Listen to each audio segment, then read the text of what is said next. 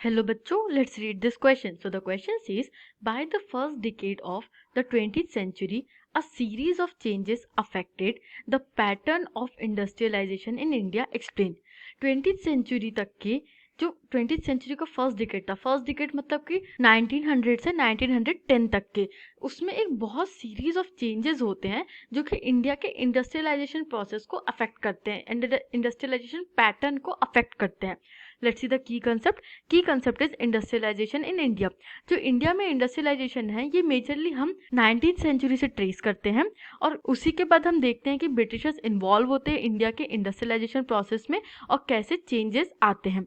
Let's see the pointers. First point is swadeshi and boycott movement. The launching of Swadeshi and boycott movements after the partition of Bengal provided an impetus to Indian industries. There was an increase in the demand of Indian goods, especially the khadi cloths.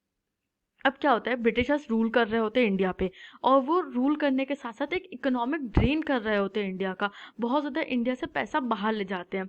वो कैसे ले जाते हैं? सबसे major उनका तरीका होता है एक्सपोर्ट्स और इम्पोर्ट्स के थ्रू.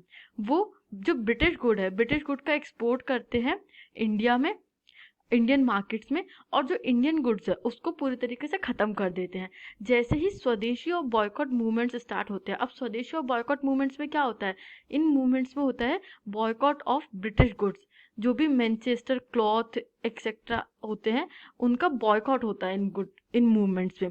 तो जब ब्रिटिश गुड बॉयकॉट हो गए तो अब मार्केट में किन गुड्स की डिमांड बढ़ेगी? इंडियन गुड्स की डिमांड बढ़ेगी और स्पेशली खादी क्लॉथ की, क्योंकि हम मैनचेस्टर गुड्स की बात करते हैं तब Manchester was the supplier of cloth. Manchester में सबसे ज़्यादा कपड़ा बनता था जो कि इंडिया में आता था.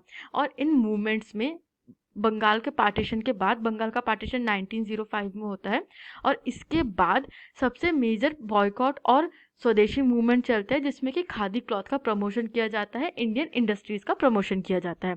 Second point is industrial groups. Industrial groups had organized themselves to protect their collective interest and pressurizing the government to increase tariff on imported goods, provide protection and grant other concessions. अब जो second major step होता है वो industrial groups लेते हैं. Industrial groups मतलब जो भी बिजनेस क्लास होते हैं, इंडस्ट्रियलिस्ट होते हैं, वो लेते हैं. वो अपना कलेक्टिव इंटरेस्ट प्रोटेक्ट करने के लिए ऑर्गेनाइजेशंस में ऑर्गेनाइज हो जाते हैं. ऑर्गेनाइजेशंस लाइक FICCI ऐसी ऑर्गेनाइजेशंस बन जाती है इंडिया में जो कि बिजनेस क्लास को इंटीग्रेट करके रखती हैं. अब ये इन ऑर्गेनाइजेशंस के थ्रू प्रेशराइज करते हैं गवर्नमेंट को कि गवर्नमेंट, जो ब्रिटिश गवर्नमेंट है, वो इम्पोर्ट गुड्स पे टैक्सेस लगाए. अब इम्पोर्ट गुड्स पे टैक्सेस लगेगा तो इम्पोर्टेड गुड्स की वैल्यू बढ़ जाएगी और फिर इंडियन मार्केट में इंडियन गुड्स को प्रोटेक्शन मिलेगी. जो ये गुड्स इंडस्ट्रियलिस्ट प्रोड्यूस करते हैं उन गुड्स को प्रोटेक्शन मिलेगी और अदर ग्रांट्स उनको दिए जाएं. इस तरीके से इंडस्ट्रियलिस्ट भी ब्रिटिशर्स के अगेंस्ट हो जाते हैं जो कि इंडस्ट्रियलाइजेशन प्रोसेस को चेंज करता है. Third point is decline of exports to China. From 1906 the exports of Indian yarn to China declined since produce from Chinese and Japanese mills had flooded to Chinese market. अब India में जैसे industrialisation process होता है वैसे ही China और Japan में भी industrialisation होता है. वहाँ पे भी इंडस्ट्रीज का गुड्स मार्केट्स में अवेलेबल होने लगता है.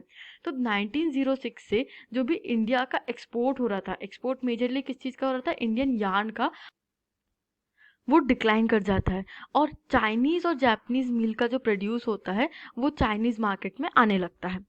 Fourth point is First World War. Due to World War I, British mills busy with war productions to meet the needs of the army, suddenly Indian mills had vast home market to supply. अब क्या होता है? First world war होता है. First world war कब से कब तक होता है? ये 1914 से 1918 के बीच में फर्स्ट वर्ल्ड वॉर होता है. अब इस टाइम पे जो ब्रिटिश मिल्स थे, ब्रिटेन भी एक पार्टिसिपेंट था वर्ल्ड वॉर 1 में, तो जो ब्रिटिश मिल्स थे वो बिजी हो जाती हैं आर्मी को सप्लाई करने में. जो आर्मी की रिक्वायरमेंट्स होती है, यूनिफॉर्म्स एक्सेट्रा, इनको सप्लाई करने में बिजी हो जाती है. और अब इंडियंस के पास अपॉर्चुनिटी होती है होम मार्केट में सप्लाई करने की. अब ऐसा कैसे होता है, पहले क्या हो रहा था, ये जो ब्रिटिश मील्स थी ये एक्सपोर्ट कर रही थी इंडिया में बहुत हैवीली, तो इंडियन मार्केट भी किन से भरा हुआ था, ब्रिटिश मटेरियल से ही भरा हुआ था। बट जैसे ही जो ये ब्रिटिश मील्स है वो आर्मी की डिमांड पूरी करने लगती है, तो इंडियन मार्केट क्या होता है, यहाँ पे डिमांड बढ़ने लगती है, और अब यहाँ पे अपॉर्चुनिटी होती है इंडियन सप्लायर्स को, इंडियन मिल्स को, कि वो यहाँ पे आकर के अपना प्रोडक्ट सप्लाई करें। Fifth point is downfall of Manchester in Indian market. After the war, Manchester could never recapture its old position in the Indian market.